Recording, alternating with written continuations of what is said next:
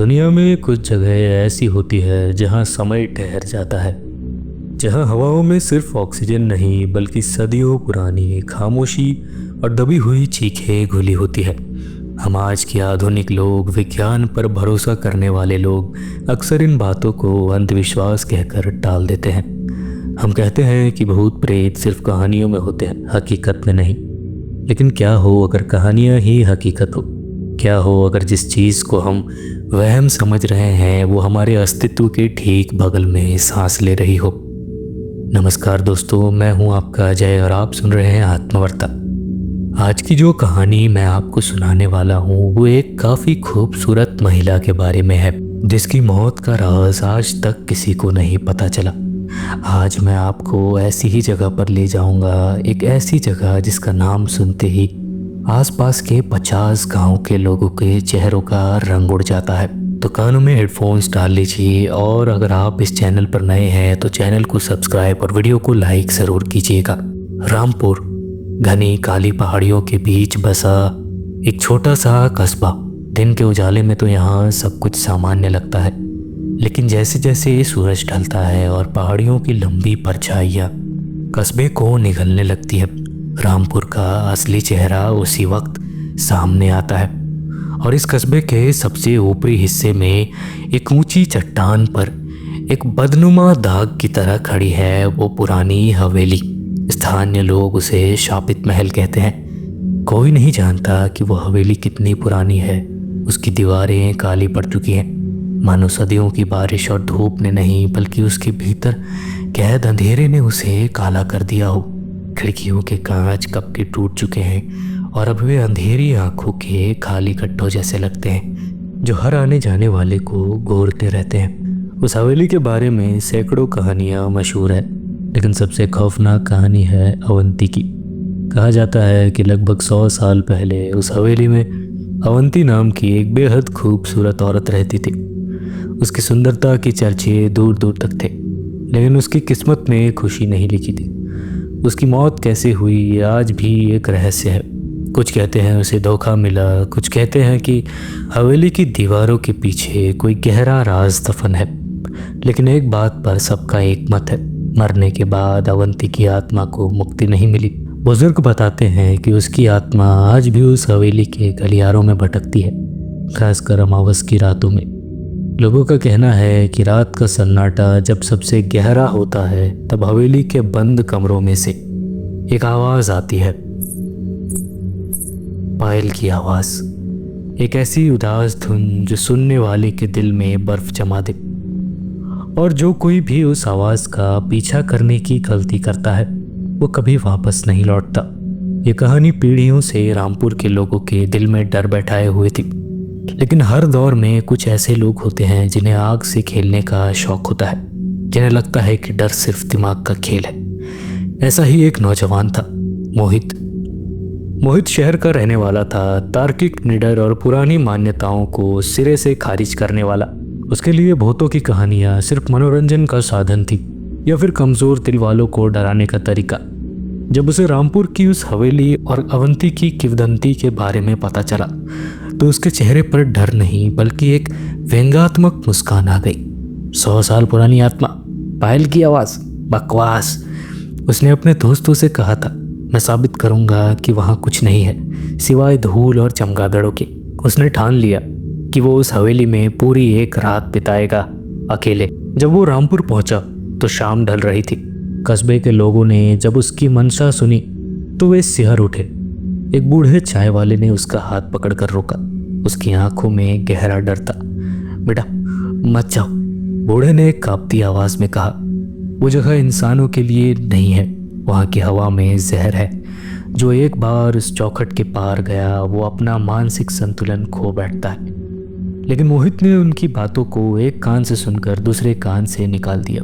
उसने अपना बैकपैक उठाया जिसमें एक टॉर्च, कुछ खाने का सामान और एक कैमरा था, और पहाड़ी की ओर चल पड़ा। रास्ता आसान नहीं था। हवेली तक जाने वाली पगडंडी झाड़ियों और कटीले तारों से ढकी थी। जैसे जैसे वो ऊपर चढ़ रहा था तापमान गिरता जा रहा था। हवा में एक अजीब सी नमी थी और जंगल की आवाज़ें, झिंगुरों का शोर, सूखे पत्तों की सरसराहट सामान्य से ज्यादा तेज लग रही थी। ऐसा लग रहा था मानो जंगल खुद से चेतावनी दे रहा हो, उसे वापस जाने के लिए कह रहा हो। आधे घंटे की कठिन चढ़ाई के बाद वो हवेली के मुख्य द्वार पर पहुंचा। लोहे का विशाल गेट संग खा चुका था। उसने जैसे ही गेट को धक्का दिया, एक तीखी कर्कश आवाज गूंज उठी, मानो किसी सोए हुए जानवर ने कराह भरी हो। मोहित अंदर दाखिल हुआ। सामने वो विशाल इमारत खड़ी थी, अंधेरे में डूबी हुई। उसने अपनी टॉर्च जलाई। रोशनी की किरण ने अंधेरे को चीरा और हवेली के मुख्य दरवाजे पर पड़ी। लकड़ी का भारी भरकम दरवाजा जिस पर नक्काशी थी, लेकिन अब दीमक और समय ने उसे बर्बाद कर दिया था। उसने एक गहरी सांस ली, अपने दिल में उठ रहे अनजाने डर को दबाया और दरवाजे को धक्का दिया। दरवाज़ा एक भारी आवाज़ के साथ खुला। अंदर कदम रखते ही जो पहली चीज़ उसने महसूस की थी, बदबू, सीलन, पुरानी लकड़ी और बंद कमरे की एक ऐसी मिलीजुली गंध जो सांसों में अटक जाए। उसने टॉर्च घुमाई। वो एक विशाल हॉल में खड़ा था। फर्श पर धूल की इंचों मोटी परत जमी थी, जिस पर सिर्फ उसके जूतों के निशान थे। छतों से मकड़ी के जाले झूमरे की तरह लटक रहे थे। फर्नीचर सफ़ेद चादरों से ढका था जो बोरी पड़ चुकी थी, मानो मरे हुए लोग कफन ओढ़े बैठे हो। सब कुछ वैसा ही था जैसा एक पुरानी हवेली बंद पड़ी जगह में होना चाहिए। कहाँ है भूत? मोहित ने खुद से कहा। उसकी आवाज़ खाली हॉल में गूंज उठी। उसने अपनी ही आवाज़ सुनकर थोड़ी घबराहट हुई। मोहित धीरे धीरे हॉल में आगे बढ़ा। उसके कदमों की आवाज़ खामोशी तोड़ रही थी। हर कदम धूल पर गुब्बार उठाता था। अचानक उसके टॉर्च की रोशनी हॉल के बीचों बीच रखी एक चीज़ पर पड़ी। वहाँ एक बड़ा सा कैनवास था जो एक फटे पुराने मखमली कपड़े से ढका हुआ था। न जाने क्यों उस ढकी हुई चीज़ को देखकर मोहित के कदम ठिठक गए। एक अजीब सा आकर्षण उसकी ओर खींच रहा था। वो उसके पास पहुंचा। उसका हाथ अपने आप कपड़े की ओर बढ़ा। जैसे ही उसने कपड़े को पकड़कर खींचा, धूल का बादल उड़ा और जब धूल छटी तो मोहित की सांसें अटक गई। वहाँ एक आदमकद पेंटिंग थी, एक औरत की पेंटिंग। वो इतनी जीवंत थी कि लग रहा था कैनवस से बाहर निकल आएगी। उसने पुराने ज़माने के राजसी कपड़े पहने थे। उसकी सुंदरता अद्वितीय थी, लेकिन उस सुंदरता में एक गहरा अवसाद छिपा था। उसकी आंखें, वो आंखें थी जिन्होंने मोहित को जकड़ लिया था। वो बड़ी बड़ी काली आंखें थी जिनमें इतना दर्द और इतनी उदासी भरी थी कि देखने वाले का दिल बैठ जाए। यही है अवंती, मोहित ने फुसफुसाते हुए कहा। वो उस पेंटिंग को देखता रहा। वो अपनी नज़रें हटा ही नहीं पा रहा था। जितनी देर तक वो उसे देखता, उसे उतना ही अजीब महसूस होने लगा। उसे लगा कि पेंटिंग की आंखें सिर्फ चित्र नहीं, बल्कि उसे वापस देख रही हो। वे आंखें उसके अंदर तक झांक रही थी, उसके छिपे हुए डर को टटोल रही थी। एक पल के लिए, सिर्फ एक पल के लिए उसे लगा कि पेंटिंग के होठों पर एक हल्की सी दुख भरी मुस्कान आई। मोहित ने झटक कर अपना सर हिलाया। ये सिर्फ मेरा वहम है, उसने खुद को समझाया। ये सिर्फ एक तस्वीर है, रंग और कैनवास और कुछ नहीं। उसने ज़बरदस्ती अपनी नज़रें पेंटिंग से हटाई और हवेली के बाकी हिस्से की जांच करने का फैसला किया। लेकिन अब माहौल बदल चुका था। पहले जो सन्नाटा उसे सामान्य लग रहा था, अब वो भारी और दम घोंटू लगने लगा था। जैसे जैसे वो हॉल से आगे बढ़ा, उसे एक अजीब सा एहसास होने लगा, किसी के होने का एहसास, जैसे कोई उसकी पीठ पीछे खड़ा हो, लेकिन मुड़ने पर कोई ना दिखे। जैसे अंधेरे कोनों से कोई उसे छिपकर देख रहा हो। उसकी गर्दन के पीछे के बाल खड़े हो गए। वो सीढ़ियों के पास पहुंचा जो ऊपर की मंजिल की ओर जाती थी। लकड़ी की सीढ़ियां, हर कदम पर वे चरमराती थी, मानो वे उसके वजन के नीचे कराह रही हो। ऊपर की मंजिल पर पहुंचकर माहौल और भी ज़्यादा डरावना हो गया। यहाँ की हवा नीचे से ज़्यादा ठंडी थी, इतनी ठंडी कि मोहित को कपकपी छूट गई। यहाँ एक लंबा गलियारा था जिसके दोनों ओर कई बंद दरवाजे थे।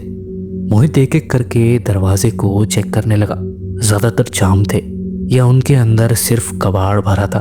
फिर वो गलियारे के अंत में पहुंचा। वहाँ एक आखिरी दरवाज़ा था। ये बाकी दरवाज़ों से अलग था। इस पर अजीबोगरीब नक्काशी की गई थी, डरावने चेहरे और सांपों की आकृतियाँ। और सबसे अजीब बात ये थी कि इस दरवाजे पर कोई धूल नहीं थी, मानो इसे हाल ही में किसी ने साफ किया हो या कोई इसे इस्तेमाल करता हो। ये वही कमरा था जिसके बारे में गांव वालों ने खास तौर पर चेतावनी दी थी। उस कोने वाले कमरे में कभी मत जाना। उन्होंने कहा था ये अवंती का निजी कक्ष था। उसकी आत्मा वहीं सबसे ज़्यादा सक्रिय रहती है। मोहित उस दरवाजे के सामने खड़ा था। उसका तर्कशील दिमाग कह रहा था कि ये सब बकवास है, ये सब बस एक खाली कमरा होगा। लेकिन उसका दिल जोर जोर से धड़क रहा था। उसका हाथ दरवाजे के हैंडल की ओर बढ़ा। इससे पहले कि वो हैंडल को छू पाता, एक खौफनाक घटना घटी। हैंडल अपने आप घूमने लगा, धीरे धीरे, बहुत धीरे धीरे। झर्र की एक धीमी आवाज के साथ मोहित का हाथ हवा में ही जम गया। उसकी आंखें फटी की फटी रह गई। वो एक कदम पीछे हटा। ये हवा से नहीं हो सकता, ये कोई जानवर नहीं हो सकता। फिर एक झटके के साथ दरवाज़ा अंदर की ओर खुला। दरवाज़ा खुलने के साथ ही अंदर से हवा का एक तेज झोंका बाहर आया। ये हवा बर्फीली थी, इतनी ठंडी कि मोहित की हड्डियों तक में सिहरन दौड़ गई। लेकिन उस ठंडक के साथ एक और चीज़ थी, एक खुशबू, चमेली के फूलों की तीव्र मादक खुशबू। ये वही खुशबू थी जिसके बारे में कहानियों में बताया गया था। अवंती को चमेली के फूल बहुत ज़्यादा पसंद थे। मोहित का पूरा शरीर डर से कांपने लगा। उसका दिमाग उसे वहाँ से भाग जाने के लिए कह रहा था, वापस मुड़ो, भागो यहाँ से। लेकिन उसके पैर मानो ज़मीन पर गड़ गए थे। एक अजनबी शक्ति उसे उस कमरे के अंदर खींच रही थी। कांपते हाथों से उसने टॉर्च की रोशनी कमरे के अंदर डाली।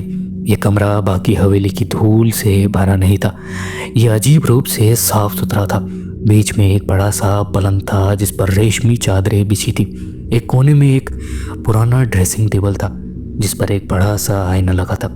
उस आईने पर धूल की पतली परत थी। मोहित जैसे किसी सम्मोहन में बंधा हो धीरे धीरे कमरे के अंदर दाखिल हुआ। जैसे ही उसने कमरे की दहलीज पार की, उसके पीछे एक जोरदार धमाका हुआ। दरवाज़ा अपने आप बंद हो गया। मोहित उछल पड़ा। वो पागलों की तरह दरवाजे की तरफ लपका और हैंडल खींचने लगा। खोलो खोलो, वो चिल्लाया, लेकिन दरवाज़ा ऐसे जाम हो गया था जैसे वो दीवार का ही हिस्सा हो। वो फंस चुका था अंधेरे में, उस शापित कमरे में। तभी उसकी टॉर्च फड़फड़ाने लगी। रोशनी कम ज़्यादा होने लगी और फिर पूरी तरह बुझ गई। घोर अंधेरा, ऐसा अंधेरा जिसे हाथ से छुआ जा सके। कौन है वहाँ? मोहित चीखा। उसकी आवाज़ डर के मारे फट रही थी। जवाब में सन्नाटा था, लेकिन वो सन्नाटा खाली नहीं था। उस सन्नाटे में किसी की मौजूदगी थी। और फिर वो आवाज़ शुरू हुई, पहले बहुत धीमी, जैसे बहुत दूर से आ रही हो।